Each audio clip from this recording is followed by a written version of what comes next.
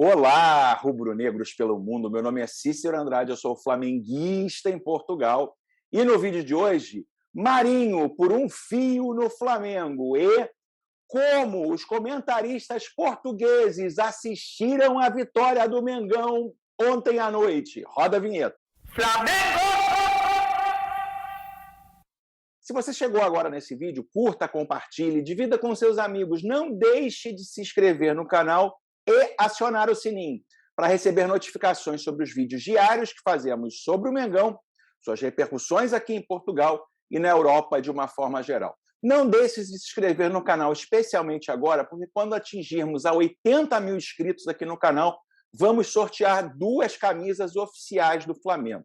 Botãozinho vermelho se inscreva, você pode concorrer a essas 2 camisas e ter aí diariamente vídeos e lives com a imagem que o Flamengo tem aqui em Portugal, para que as notícias aqui da Europa, para que vocês saibam em primeira mão. Então, não deixem de se inscrever. E aí, pessoal, primeira coisa que eu queria falar com vocês é o seguinte: eu não vi a entrevista, mas, segundo o Gabriel Reis, meu amigo paparazzo rubro-negro, eu vi no vídeo dele, essa parte específica, que o Marcos Braz deu uma entrevista ontem no final do jogo. E aí, uma das coisas mais importantes é que até agora, em relação a toda essa especulação que existe em relação aos jogadores, nem o nome realmente ali da boca da diretoria do Flamengo havia sido confirmado. E parece que ontem ele confirmou realmente a negociação pelo Marinho, a possibilidade do Flamengo contratar o Marinho. Parece que o Marinho já sinalizou que quer vir para o Flamengo. O Santos, inclusive, ainda não o escreveu na lista dos jogadores do Campeonato Paulista.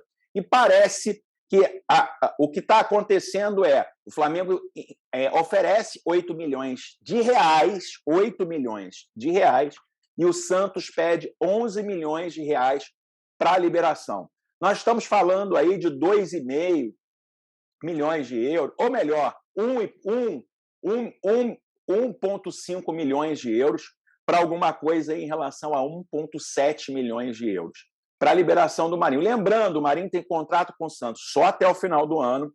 No meio do ano, ele já pode assinar com outro clube sem o Santos receber absolutamente nada.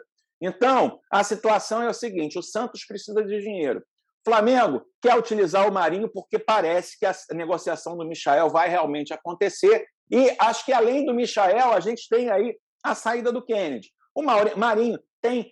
Desde 2016, eu lembro, quando ele atuava no Vitória, foi a primeira vez que se vinculou o nome do Marinho aí, associado ao Flamengo. Ele sempre teve vontade de vestir a camisa do Flamengo. Lembrando, o Thiaguinho, que jogou ontem, foi comprado ao Náutico, ainda como jogador de base, por 7 milhões de reais. Ou seja, o Flamengo oferece 8 milhões de reais pelo Marinho. Tudo bem, tem 31 anos, não é um jogador que venha para revenda do Flamengo, não, mas é um jogador que pode entregar muito tecnicamente. Ah, mas ano passado ele não jogou nada, ele foi muito mal no Santos. Pessoal, a gente não pode ter memória curta, né? O Marinho, ele ainda no ano passado, né, a final da Libertadores de 2020 foi em 2021, ele foi considerado o rei da América, ou seja, a temporada anterior dele foi muito boa e eu acho que ele vai dar muito certo no Flamengo. Acho que essa negociação, né, não vou cravar aqui que vai acontecer, mas acho que é uma negociação muito fácil para o Flamengo fechar e já consigo enxergar aí o Marinho, o mini-míssel aleatório do Marinho aí, fazendo a torcida do Flamengo vibrar. Eu gosto da contratação, acho que é uma excelente opção do elenco, ele pode jogar ali no lugar do Everton Ribeiro, né, quando o Everton Ribeiro estiver na seleção, ou mesmo disputar a posição com o Everton Ribeiro. Acho que é um jogador que se entrega muito, que vai cair nas graças aí do torcedor rubro-negro, principalmente pela entrega, pela habilidade, pelo chute forte de fora da área, ele fazendo ali pela direita, fechando para o meio, batendo para o gol, ele podendo ir pela esquerda ali também. Então, assim, se realmente vier, o primeiro nome que foi admitido por Marcos Braz, que há a negociação, acho que pode vir a ser uma excelente contratação para o Flamengo. E você, meu amigo, o que você acha? Coloca aqui nos comentários.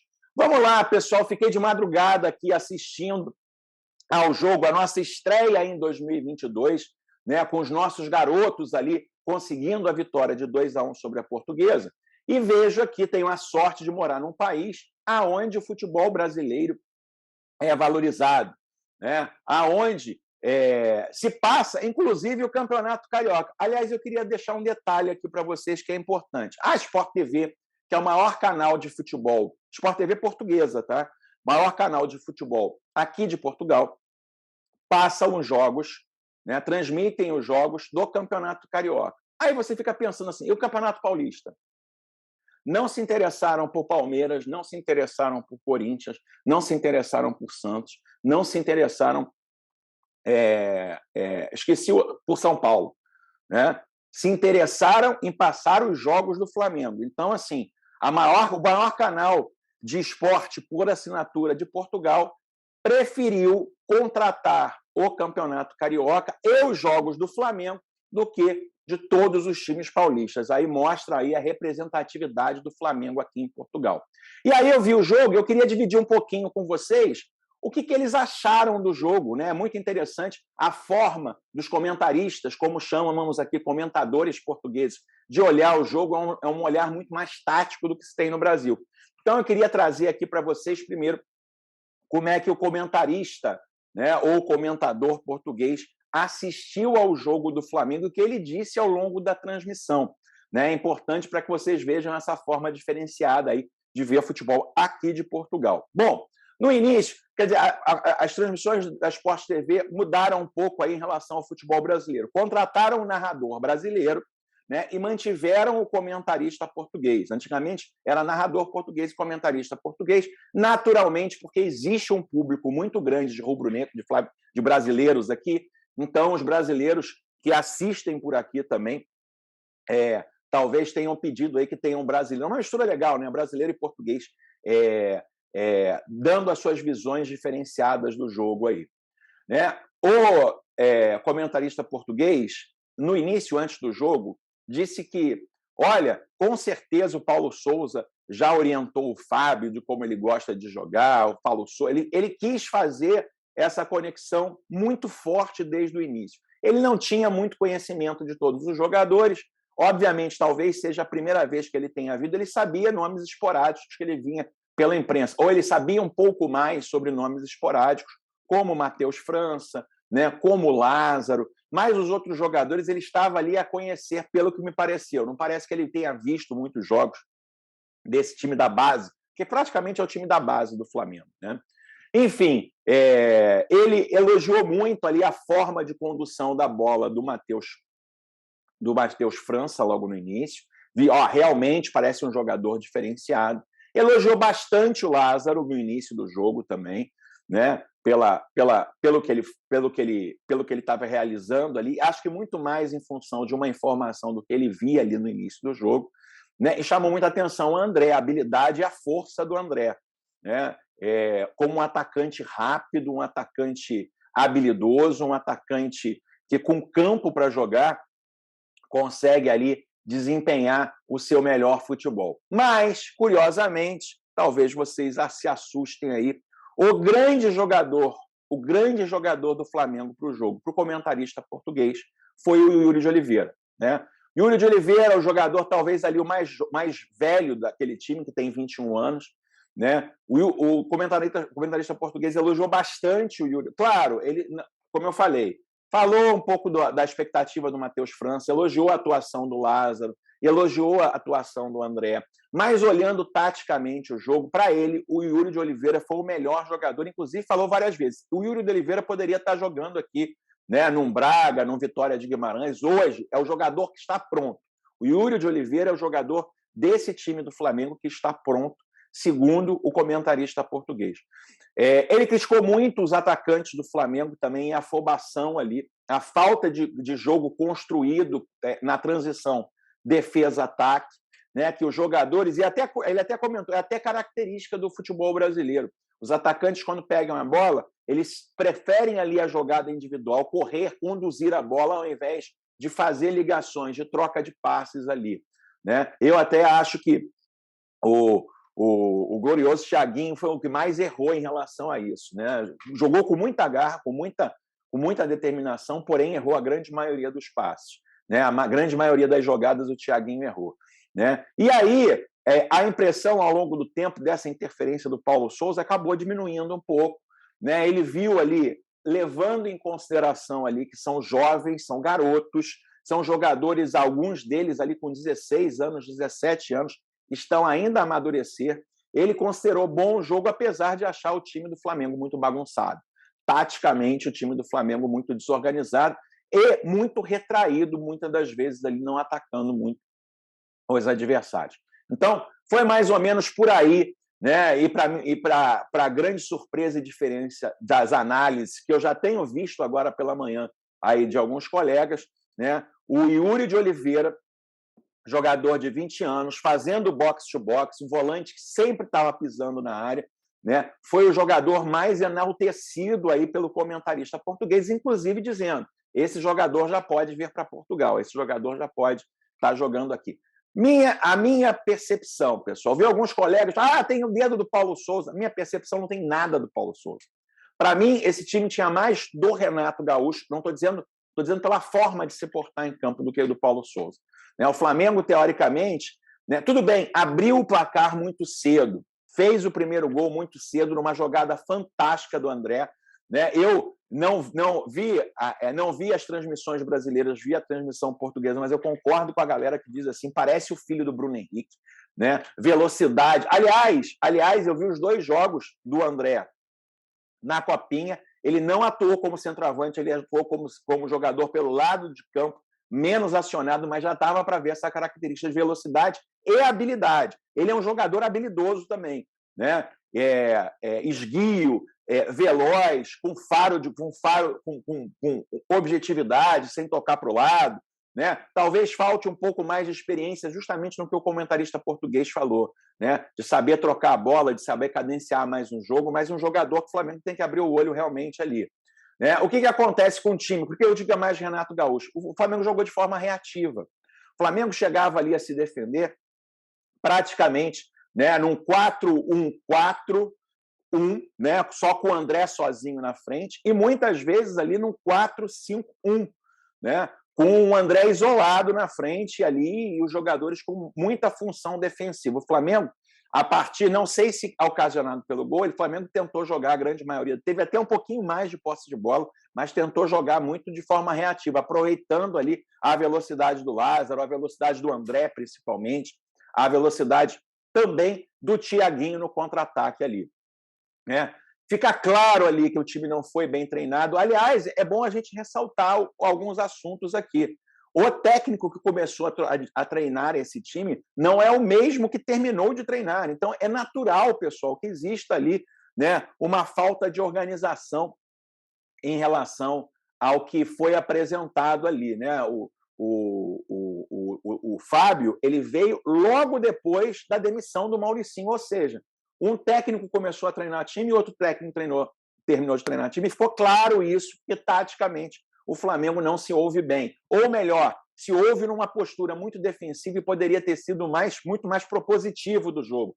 Poderia ter feito, como eu espero que seja o jogo do Paulo Sousa, lá ter marcado a saída de bola, estar ali pressionando o adversário. O Flamengo jogou de forma reativa ontem, na grande maioria do tempo.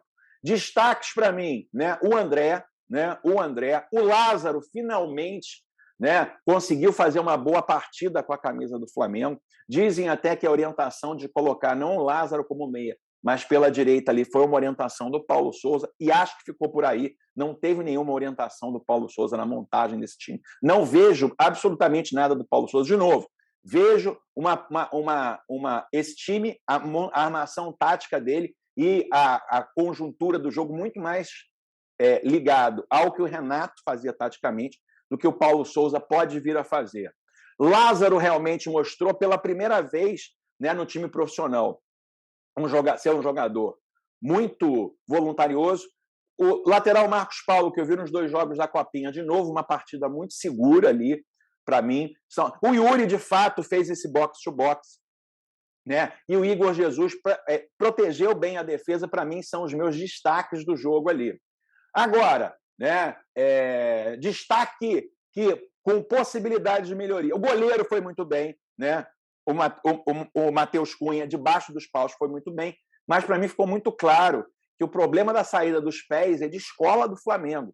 Eu espero que o Grilo aí tenha algum tipo de intervenção na base também, porque o goleiro, apesar de ter feito 2 excelentes defesas, aquela primeira com o pé e uma outra defesa maravilhosa também, onde ele se jogou com muita coragem na pé do centroavante da Portuguesa, que, aliás, é muito ruinzinho, né? Não vou comentar na Portuguesa aqui, mas jogando com os pés foi muito mal. O Wesley, né? Uma atuação bem ofensivamente, mas menos do que eu esperava, e defensivamente, principalmente ali em relação à dupla com o Noga ali pelo lado direito, foi o ponto fraco do Flamengo. O Noga, né, não fez uma boa partida, né, se atrapalhava muito na saída de bola, ali defensivamente também deixava alguns espaços. Eu diria que o Noga, teoricamente, ali não convenceu. O Cleiton, que teoricamente foi quem falhou na marcação na hora do gol da Portuguesa, de novo mantive a impressão sobre ele, um jogador vigoroso, um jogador com bom porte físico, um jogador que sai melhor jogando com a bola. O lado esquerdo do Flamengo,